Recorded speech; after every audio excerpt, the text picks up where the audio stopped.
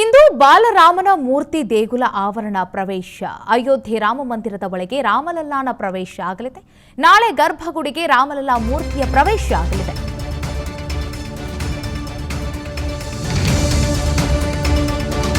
ಇಂದು ಜನವರಿ 17 ರಾಮಲಲ್ಲಾ ಮೂರ್ತಿ ಕೆತ್ತನೆ ಆಗಿದೆಯಲ್ಲ, ಆ ಮೂರ್ತಿ ಇಂದು ದೇಗುಲದ ಆವರಣವನ್ನು ಪ್ರವೇಶ ಮಾಡಲಿದೆ.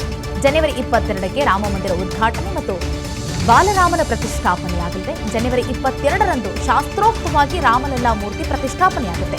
ಜನವರಿ 22ರಂದು ಅಭಿಜಿತ್ ಮುಹೂರ್ತದಲ್ಲಿ ಪ್ರಾಣ ಪ್ರತಿಷ್ಠಾಪನೆ ಆಗಲಿರುವಂಥದ್ದು. ಜನವರಿ 18ರಂದು ಗರ್ಭಗುಡಿಯನ್ನು ಪ್ರವೇಶ ಮಾಡಲಿದೆ. ಇವತ್ತು ಆ ದೇಗುಲದ ಆವರಣವನ್ನ ವಿಗ್ರಹ ಪ್ರವೇಶ ಮಾಡಲಿರುವಂಥದ್ದು. ಜನವರಿ 22ರಂತೆ ಆಸ್ ಇಟ್ ಈಸ್ ಪ್ರಾಣ ಪ್ರತಿಷ್ಠಾಪನೆ ಆಗಲಿದೆ.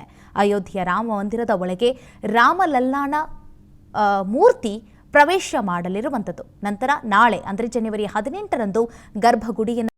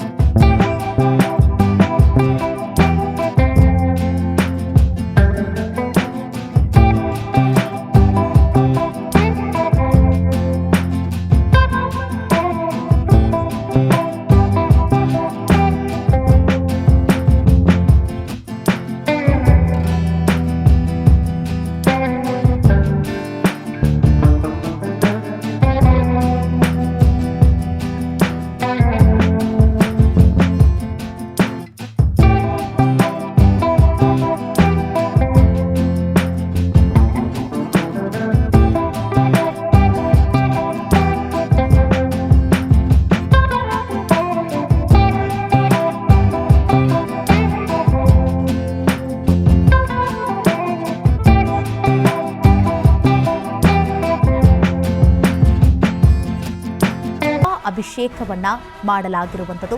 ಜನವರಿ 22ರಂದು ರಾಮಲಲ್ಲಾನ ಪ್ರಾಣ ಪ್ರತಿಷ್ಠಾಪನೆ ಆಗಲಿದೆ. ಅದರ ಪೂರ್ವಭಾವಿಯಾಗಿ ಗರ್ಭದ ಅಂದರೆ ಈ ಮಂದಿರ ಏನಿದೆಯಲ್ಲ, ಆ ಮಂದಿರದ ಸುತ್ತಲೂ ಕೂಡ ಮೆರವಣಿಗೆ ಆಗುತ್ತೆ. ಆ ವಿಗ್ರಹದ ಮೆರವಣಿಗೆ ಮಾಡಲಾಗುತ್ತೆ. ನಂತರ ಜನವರಿ 22ರಂದು ರಾಮಲಲ್ಲಾನ ಪ್ರಾಣ ಪ್ರತಿಷ್ಠಾಪನೆ ನಡೆಯಲಿದೆ. ಅನುಕ್ಷಣದ ಸುದ್ದಿಗಳಿಗಾಗಿ ವಿಸ್ತಾರ ನ್ಯೂಸ್ ಯೂಟ್ಯೂಬ್ ಚಾನೆಲ್ ಸಬ್ಸ್ಕ್ರೈಬ್ ಮಾಡಿ. ಹೊಸ ಸುದ್ದಿಗಳ ನೋಟಿಫಿಕೇಶನ್ಗಾಗಿ ಬೆಲ್ ಐಕಾನ್ ಕ್ಲಿಕ್ ಮಾಡಿ. ಲೇಟೆಸ್ಟ್ ಅಪ್ಡೇಟ್ಸ್ಗಾಗಿ www.vistaranews.com ವೆಬ್ಸೈಟ್ಗೆ ವಿಸಿಟ್ ಮಾಡಿ. ಅಂಗೈಯಲ್ಲೇ ಜಗತ್ತಿನ ಸುದ್ದಿ ತಿಳಿಯಲು ವಿಸ್ತಾರ ನ್ಯೂಸ್ ಕನ್ನಡ ಆಪ್ ಡೌನ್ಲೋಡ್ ಮಾಡಿ.